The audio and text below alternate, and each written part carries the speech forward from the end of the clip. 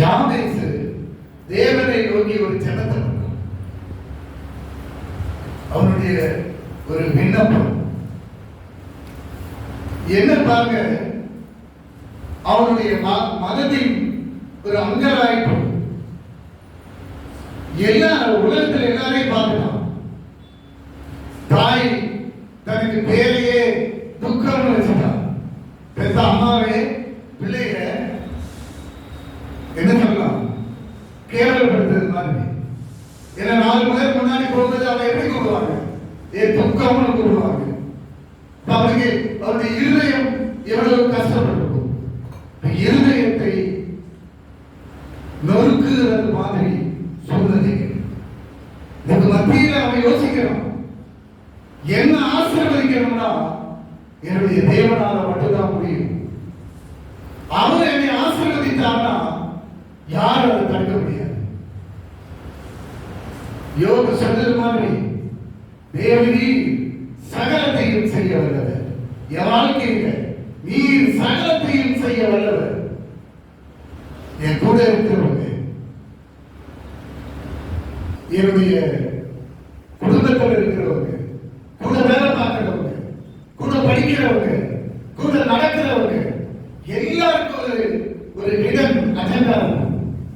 அவங்களுக்கு ஒரு காரியம் அவங்க வச்சிருப்பாங்க. எப்படினாலும் பொறாமை போட்டிகள் எல்லாம் வந்துடும். கணவன் மனைவியை பார்த்து பொறாமப்படலாம், மனைவி கணவனை பார்த்து பொறாமப்படலாம், மகன் தகப்பனை ஏமாற்றலாம், பிள்ளைகள் தகப்பனை ஏமாற்றுது. இப்படி பல சூழ்நிலைகளுக்கு மத்தியில நீங்க ஆண்டவரை நோக்கி பார்க்கலாம். ஒருவேளை உங்களுக்கு பல சூழ்நிலைகள் இருக்கலாம், பல மன அழுத்தங்கள் உங்களை அழுத்திக் கொண்டிருக்கலாம். நிறைய பெண்கள் என்ன பண்ணுவாங்கன்னா மன ரீதியாய் அவங்க ஒரு துக்கமான ஒரு சூழ்நிலையில் இருப்பாங்க, வெளியில சொல்லவே மாட்டாங்க. மனதின் அழுத்தங்களை வெளியில சொல்லாம மனசுக்குள்ளேயே மறைச்சு வச்சிருப்பாங்க. ஆண்டவர் சொல்லுகிறார், என்கிட்ட சொல்லு, என்கிட்ட வருத்தப்பட்டு பாரம் சுமக்கிறவர்களே, பாரமா இருக்குதா, அவனுக்கு வாழ்க்கை பாரமா இருக்குதா, கஷ்டமா இருக்குதா, என்கிட்ட வாங்குகிறார் ஆண்டவர். துயரப்பட்டு துக்கப்பட்டு அழுது கொண்டு இருக்கிறாயா, என்கிட்ட வாங்குகிறார். நான் ஒரு ஆள் தான் உனக்கு என்ன தர முடியும், இளைப்பாறுதலை தர முடியும். இயேசு சொல்லுகிறார், என்கிட்ட வாமா, நான் உனக்கு இளைப்பாறுதல் தரேன். எல்லாருடைய துக்கப்படுத்தி இருக்கலாம், எல்லாருடைய கேவலப்படுத்தி இருக்கலாம். குடும்பத்துக்காரங்களே உன்னைய கஷ்டப்படுத்தி, ஒருவேளை உனக்கு குடும்பத்துல இருக்கிறவங்க திட்டுறது மாதிரி தெரியும், ஒருபடவே மாட்டாங்க, திட்டுறது தான் ஒருபடவே மாட்டாங்க, உன்னால செய்ய முடியாது அப்படிம்பாங்க,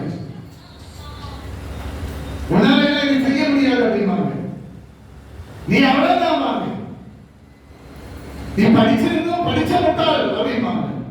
நல்ல இன்ஜினியரிங் படிச்சிருப்பான், நல்ல படிச்ச பிள்ளையை பார்த்து சொந்த புருஷனை சொல்லுவான், நீ முட்டாள் அப்படிமா. பிசாசு தந்திரமாய் உன் மனதை என்ன பண்றான்னா சப்ரஸ் பண்றான். திட்டுறதுனால உனக்கு தெரியுது, ஆனா அது தீமை. இந்த தீமை ஒரு இருதயத்துக்குள்ள துக்கத்தை கிரியேட் பண்ணுது, உருவாக்குது. இருதயத்தை அப்படியே அடைச்சு வச்சிருது. பிசாசானவன் இருதயத்தின் நீரூற்றை யாருக்கு கொடுக்கறாம அந்த நீரூற்றின் ஊற்றுக்கண்களை அடைத்து வைக்கிறான். ஒரு குடும்பத்தையே பயன்படுத்தி, ஒரு பிள்ளைகளையே பயன்படுத்தி, ஒரு கணவனையே பயன்படுத்தி அவனே வச்சு என்ன பண்றான்னா உன்னுடைய இருதயத்தின் நீர் ஊற்றுக்கண்ணை அடைத்து விடுகிறான். கர்த்தர் உனக்கு இலவசமாய் கொடுத்தது. கர்த்தர் அதன் மூலமாய் இந்த உலகத்துல பல காரியங்களை நடக்க ஒரு தீர்மானத்தை பண்ணி ஒரு திட்டத்தை பண்ணி வைச்சிருக்கிறார். பேசிக்கிட்டு இருக்கிறார். எங்கவா எங்கவா எந்த தீமை உன் ஊற்றுக்கண்களை அடைத்து வைத்திருக்கிறதோ அந்த துக்கம் அதிலிருந்து உன்னை நான் விடுதலையாக்கி நான் எடுத்து உன்னை பயன்படுத்துவேன். நான் எடுத்து உன்னை பயன்படுத்துவேன். நீ என்னுடையவன். ஒரு தாயின் கருவில அது உருவாகும் போது அந்த கரு சிதைஞ்சிடக்கூடாதுன்னு சொல்லி நான் தாங்கினேன். கதை தாங்கினான். கரு உருவாகும் போது கரு கலைஞ்சிடக்கூடாதுன்னு சொல்லி கர்த்தர் ஒரு தாயின் கருவிலே உன்னை தாங்கினார். அது உன் புருஷனுக்கு தெரியுமா? அல்லது உன் குடும்பத்துக்காரனுக்கு தெரியுமா? அல்லது உன் கூட வேலை பார்க்கிறவனுக்கு தெரியுமா? தெரியாது. உனக்கே ஒருவேளை தெரியாது. கால வேளையிலே ஆண்டவர் யார்கிட்ட பேசிட்டு இருக்கிறார். ஒண்ணு நாம் ஒரு நோக்கத்தோடு ஒரு தாயின் கருவில நீ உருவாகிறதுக்கு முன்னாடி உன்னை முன்குறித்து நீ எனக்கு வேணும்னு சொல்லி உனக்கு மூக்கு கண்ணு காது நல்ல புத்தி அறிவு எல்லாம் கொடுத்து உன்னை படைச்சி ஒரு தாயின் கருவில உன்னை தாங்கி இந்த உலகத்துல கொண்டு வந்து ஒரு தாய் உன்னை பெற்றெடுக்கும் போது என்னுடைய வலதுகரம் உன்னை தாங்கினது, என்னுடைய காருண்யம் உன்னை பதித்து கொண்டது. எனக்கு ஒரு நோக்கம் இருந்துச்சு. எனக்கு ஒரு நோக்கம் இருந்துச்சு. எனக்கு ஒரு பரிசனம் இருந்தது. உன்னை சாதாரண ஆளா நான் உருவாக்கல. நான் அதற்காக கரையை கொடுத்திருக்கிறேன் அப்படிங்கிறார் ஆண்டவர். என்னுடைய சொந்த குமாரனை கல்வாரியில உனக்காக நான் ஒப்பு கொடுத்தேன். செல்லக்குமாரன் ஒரு தப்புமே செய்யாத கிறிஸ்துவை எனக்காக உங்களுக்காக ஒரு தப்பு செய்யாத கிறிஸ்துவை ஆண்டவர் கல்வாரி சிலுவையிலே அடிக்க நொறுக்க ஒப்பு கொடுத்தார். என்னுடைய பாவங்களுக்காக சாபங்களுக்காக கிறிஸ்து கல்வாரியிலே ரத்தத்தை சிந்து விலைக்கயத்துக்கு என்னை சத்துருவின் கரத்திலிருந்து மீட்டுக் கொண்டார். சும்மா அரைச்சலுக்காக இல்லை. நல்ல படிப்பை கொடுத்திருக்கிறார், வசதிகளை கொடுத்திருக்கிறார், அறிவை ஆண்டவர் கொடுத்திருக்கிறார்.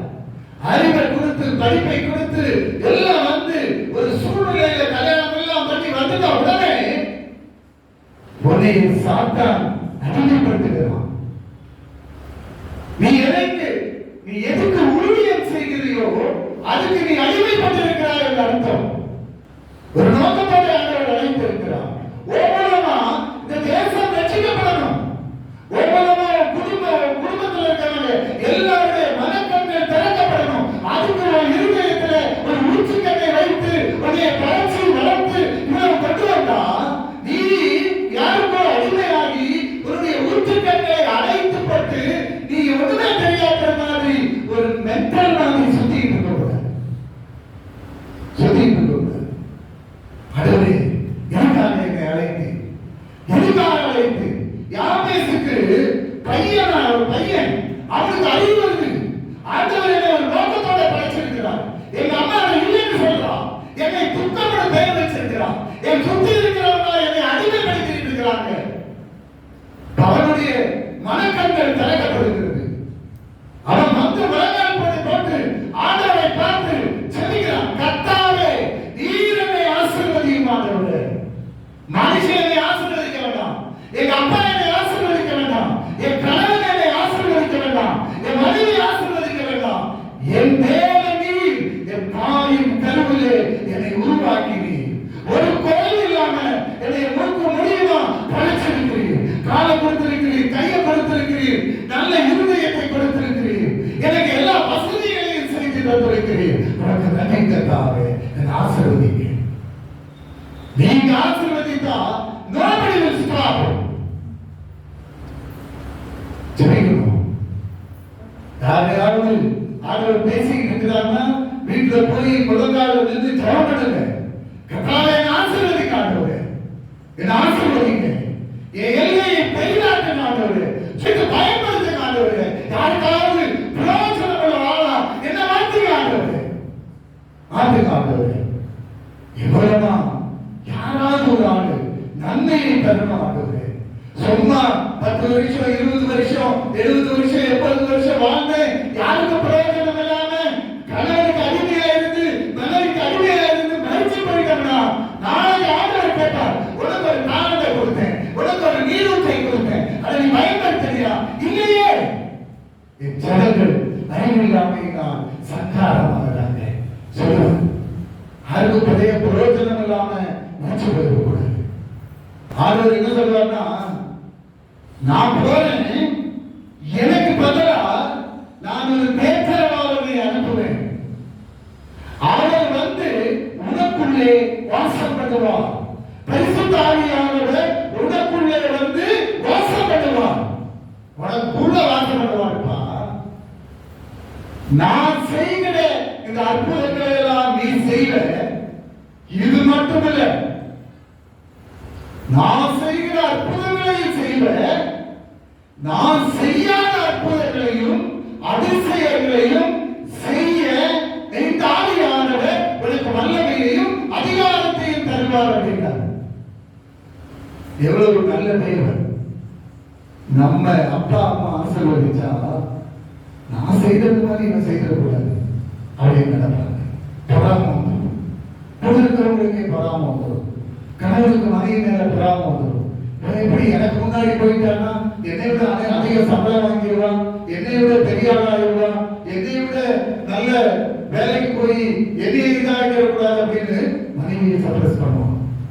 கூட இருக்கிறவன் இது இவனுக்கு கொடுத்துட்டா இவன் போய் எதையாவது செய்திருவான்னு நினைப்பான். நான் அப்படி இல்லை. நான் செய்த அற்புதத்தை நீ செய்வ, என்னை விட அதிகமா செய்வ அப்படிங்கிறார். எவ்வளவு நல்ல தெய்வம் பாருங்க. பேதுருவை அப்படியான பயன்படுத்துவார். பேதுரு அப்போஸ்தலர் 3வது அதிகாரத்துல முதல் ஆரம்பிச்ச உடனேயே பேதுரும் யோவானும் என்ன பண்ணாங்க? ஜெபாலயத்துக்கு போறாங்க. இதெல்லாம் உங்களுக்கு தெரியும். ஜெபாலயத்துல போகும்போது என்ட்ரன்ஸ்ல அந்த அலங்கார வாசல்ல யார் இருக்கிறான்? பிறவி சபாயம் உட்கார்ந்துருக்கிறான், பிச்சை எடுத்துட்டு இருக்கிறான். அவனுக்கு ஏதாவது வேணும், கிடைக்கணும். அவன் என்ன நினைச்சான்? இவன் பணத்தை தருவான், இல்லைன்னா பொண்ணை தருவான், வெள்ளையை தருவான்னு நினைச்சான். இவன் சொல்றான், பேதுரும் யோவானும் சாதாரண மீன்பிடி தொழிலாளிகள். படிப்பும் கிடையாது, அறிவும் கிடையாது. நீங்க நினைக்கிற மாதிரி பெரிய ஆளெல்லாம் கிடையாது. மீன் பிடிச்சுட்டு இருந்த ஆளு. அவர் ஆண்டவரை பிடிக்கும் போது மீனில வலைய ஒழுவே கிடையாது. வெட்டு வலைய அலசி கொண்டிருந்த ஆளை அப்படியே ஆளை கூட்டிட்டு போறாரு. இப்ப பாத்தீங்கன்னா சொல்றான், பொண்ணு வெள்ளி அதுக்கும் மேலான இயேசு கிறிஸ்துவின் நாமத்தில் எந்திரிச்சு நகர் தூக்கி விட்டாங்க. பிறகு சப்பானி எந்திரிச்சு ஓடுறாங்க. ஆட்கள்லாம் பயப்படுறாங்க. என்ன அதிசயம் அடைகிறாங்க, ஆச்சரியப்படுறாங்க, பயந்து நடிக்கிறாங்க. யாரை பார்த்து? சாதாரண மீன் பிடிக்காம பார்த்து.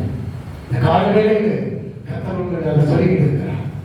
இவனே எனக்கு ஒண்ணும் முடியாது, நான் சாதாரண ஆளு, என்னால என்ன முடியும் அது யோசிக்கிறீயா?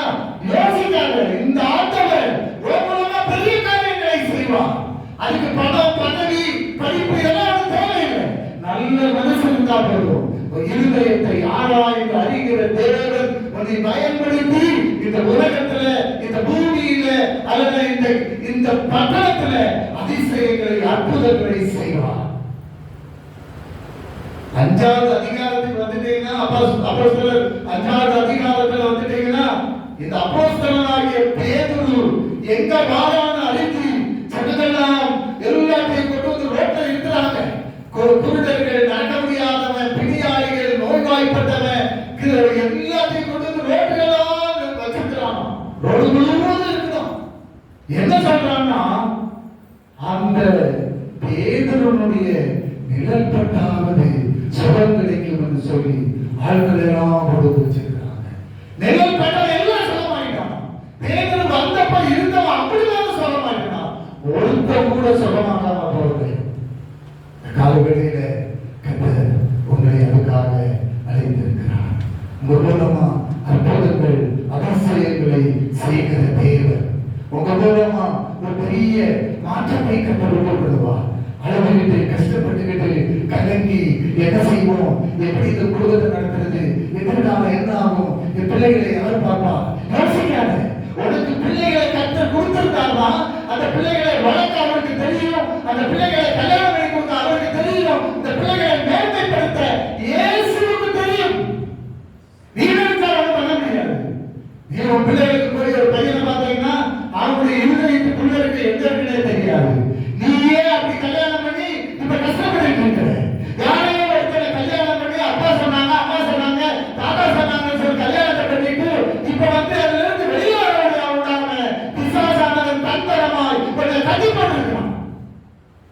கர்த்தர் சொல்கிறார், அதிலிருந்து உன்னை மீட்கத்தான் நான் உனக்கு வந்திருக்கிறேன். நான் என்னுடைய தாசர்களை அனுப்புவேன், என்னுடைய ஊழியக்காரர்களை அனுப்புவேன். அவங்க உனக்கு பாதிப்பு உணர்த்துவார்கள். இந்த வார்த்தை உனக்குள்ள போயிடுச்சுன்னா உன்னை கட்டி போட்டிருக்கிற உன்னுடைய ஊற்றுக்கண்களை அழைத்து வந்திருக்கிற அந்த அழைப்புகளை கர்த்தர் இந்த வார்த்தை மூலமாய் திறந்து விடுவார். அது அநேகரை சுகமாக்கும், அநேகருக்கு பிரயோஜனமாக்கும். நீ அப்படிப்பட்டவன், நீ அப்படிப்பட்டவன். ஒரு ஆண்டவருக்கு ஒரு பெரிய தரிசனம் இருக்கு. தரிசனத்தோடு அழைத்து உன்னை இந்த சபையில வந்து உட்கார வச்சு ஒரு பேசிட்டு இருக்கிறார். ஆண்டவரை நோக்கி பார்க்கணும், இயேசுவை நோக்கி பார்க்கணும். ஆண்டவரே எனக்கு உதவி செய்து கர்த்தாவே, எனக்கு உதவி செய்யும். ஆனாலும் கர்த்தாவே நீர் எனக்கு கேடகம், நீர் என் மகிமை, என் தலையை உயர்த்துகிறவர் நீர். ஆண்டவரே இந்த சத்துருக்களுக்கு முன்பாக, இந்த ஜனங்களுக்கு முன்பாக, என் குடும்பத்துல என்னை சப்ரஸ் பண்ணி வச்சுக்கிட்டு இருக்கிற, என்னை தாழ்த்தி கொண்டிருக்கிற, என் மனதை அழுத்த நினைக்கிற இவங்க மத்தியில நீர் என் தலையை உயர்த்தவே. ஆண்டவரே எத்தனையோ முறை சாவுக்கு உன்னை பிசாசு ஒப்பு கொடுத்திருப்பான். ஆனால் ஆண்டவர் உன்னோட நோக்கம் வச்சிருக்கிறதுனால உன்னை காப்பாற்றி இருப்பார். அழிவிலிருந்து உன்னை தொழில் ஆண்டவர் தூக்கி எடுத்திருப்பார்.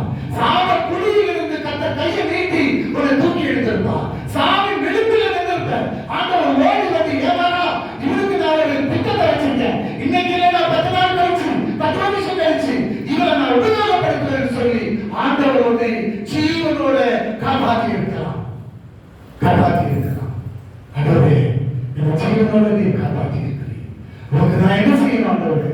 எனக்கு சொல்லுங்க கர்த்தாவே, எனக்கு உதவி செய்யுங்க ஆண்டவரே. நான் இப்படியே மறித்து போயிடக்கூடாது ஆண்டவரே. பிரயோஜனம் உள்ளதா இந்த உலகத்துல என்னை உருவாக்கின தேவனுக்கு நான் பிரயோஜனம் உள்ளதாக இருக்கணும் ஆண்டவரே. உதவி செய்யுங்க கர்த்தாவே, உதவி செய்வார். உன் மூலமா இல்லைன்னா உன் பிள்ளைகளை எடுத்து ஆண்டவர் பயன்படுத்துவார். அதுக்கு நீ உறுதுணையா இருக்கலாம். இந்த பிள்ளைகளுக்கு இந்த வார்த்தையை சொல்லிக் கொடுத்து சபைக்கு கூட்டிட்டு வந்து சபையில இந்த வார்த்தைக்கு கீழ்ப்படிய வச்சு இந்த கிறிஸ்து யார் என்பதை அடுத்தவர்களுக்கு சொல்லிக் கொடுக்க முடியலன்னா ஒரு பிள்ளைகளுக்கு சொல்லிக் கொடுத்து ஒரு பிள்ளைகளை தேவனுடைய கையில் இருந்த ஒரு அம்பா இந்த பிள்ளைகளை வளர்த்தெடுக்க கட்டளை கொடுத்திருக்கிறான்.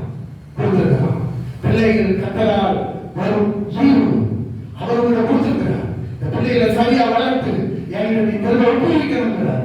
அது நியாயத்திற்கு 4 விடுப்பது உனக்கு 2 பிள்ளைகளை கொடுக்கணும், 3 பிள்ளைகளை கொடுக்கணும். இந்த பிள்ளைகளை நீ எப்படி வளர்த்த? நீ என்ன செய்த? நான் உனக்கு இலவசமா கொடுத்தேன், நீ கேட்காமலே கொடுத்தேன். எத்தனையோ பேரு பிள்ளைகளை நான் அழுகிட்டு இருக்கிறான். நான் உனக்கு பிள்ளைகளை கொடுத்து வளர்க்க சொன்னா நீ அந்த பிள்ளைகளை இன்னமாக்கி முட்டால் நுட்ப மாட்டேன் தனியா அது இதுன்னு சொல்லி அந்த பிள்ளைகளுடைய மனதை கிழித்து விட்டேயே. நான் உள்ள வச்சிருக்கிற அந்த ஊற்றுக்கண்களை அடைத்து விட்டேயே அப்படின்னு ஒருவேளை கேட்பான். குற்றம் உணர்ச்சி இருந்துச்சுன்னா மனதால் நின்று ஆண்டவரே நான் பிள்ளைகளுக்கு விரோதமா பேசுறது எல்லாம் இயேசுவின் நாமத்தில் நான் கேன்சல் பண்ணுகிறேன்னு சொல்லு. சொல்றான், கர்த்தாவே நீர் என் மீட்பர், நீர் என்னுடைய மீட்பர். ஆண்டவரே நீர் என் மீட்பராக இருக்கும்போது எனக்கு என்ன குறை, எனக்கு என்ன தாழ்ச்சி? நான் பயப்பட மாட்டேன் ஆண்டவரே. இந்த மனுஷனுக்கு நான் பயப்படுறோம். நீர் என்னை வழி நடத்துகிற தேவன், நீர் என்னை புல்லுள்ள இடங்களிலே நடத்துவி, நீர் என்னை அமர்ந்த தண்ணீரில் கொண்டு போய் விடுவி. நான் யாரையும் நம்பிக்கிற உலகத்தில் இல்லை, உங்க நம்பி இருக்கிற ஆண்டவரே. நீர் என்னுடைய நல்ல வைப்பன், எனக்காக ஜீவனை கொடுக்கிறார். எனக்காக எங்க அம்மா ஜீவனை கொடுக்க மாட்டான், என் கணவன் கொடுக்க மாட்டான், என் மனைவி கொடுக்க மாட்டான், என் பிள்ளை கொடுக்க மாட்டான். ஆனா நீ கூட போயிடாங்க. என் ஜீவனுக்கு ஈடாய் உங்களுடைய ஜீவனை கொடுக்க நீ இந்த உலகத்துக்கு வந்த தேவன் ஆண்டவரே. என்னை தேர்ந்து கொண்டவர், என்னை அழைத்தவர், பேர் சொல்லி என்னை அழைத்தவர், இம்மட்டை என்னை வழி நடத்தினவர், இந்த வேதத்தை எனக்கு சொல்லிக் கொடுத்த தேவன், வேதத்தின் ரகசியங்களை எல்லாம் எனக்கு சொல்லி தந்து அதெல்லாம் என் இருதயத்தில் இருக்கு. ஆனா அதை வெளியில கொண்டு வரவிடாம என் கூட இருக்கிறவனை எல்லாம் என்னை முட்டாள்னு சொல்லி 4 பேர் முன்னாடி என்னை கேவலப்படுத்தி என்னை எழுந்து பிரகாசிக்க விடாம என்னை தடுத்து நிறுத்தி இருக்கிறான். ஒரு கட்டளை எனக்கு பயன்படுத்துகிறார். இருதயத்தை கிடப்பட்டாங்க. உலகம்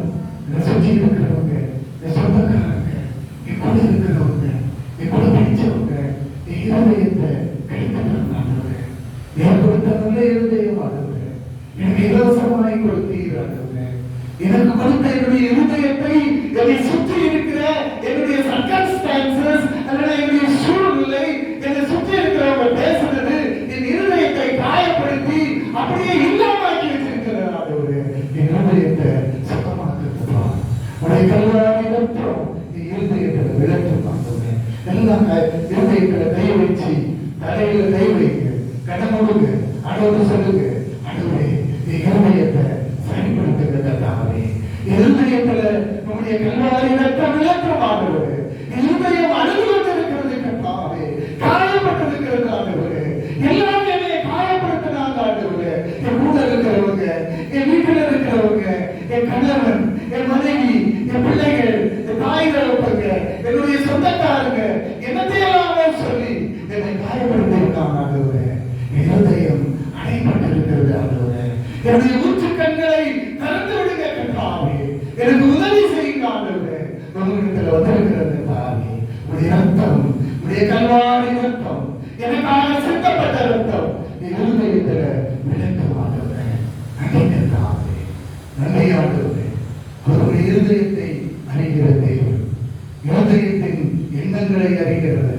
என்கிட்ட ஏமாத்திடலாம், உங்க குடும்பத்திலே ஏமாத்தலாம், ஆனா ஆண்டவர் உங்க இருதயத்தை பார்த்துக்கிட்டே இருக்கிறார். உன் இருதயத்தை நான் திறந்து விடுவேன். உன் இருதயத்தின் ஊற்றுக்கண்களை கொஞ்சம் கொஞ்சமா நான் திறந்து விடுவேன். எங்கேயெல்லாம் நீ காயப்பட்டீரோ அங்கேயெல்லாம் அந்த காயத்தை ஆற்றுவதற்காக என்னுடைய ரத்தம் அதை விடும். காயம் கட்டப்படும். இந்த காயத்திலிருந்து உங்களுடைய காயத்திலிருந்து விடுதலையாக்கவே நான் இன்னைக்கு உங்களோட பேசிட்டு இருக்கிறேன். நல்ல மூளையை கொடுத்தேன். மூளையை மலர்ந்து பண்ணிட்டாங்க. ஆண்டவரே நல்ல மூளையை கொடுத்தீங்க. என்னுடைய மூளையை பிரைனை அது இது பேசி பேசி மயக்கி விட்டுட்டாங்க ஆண்டவரே. சாந்தமே இல்லாம போயிடுச்சு.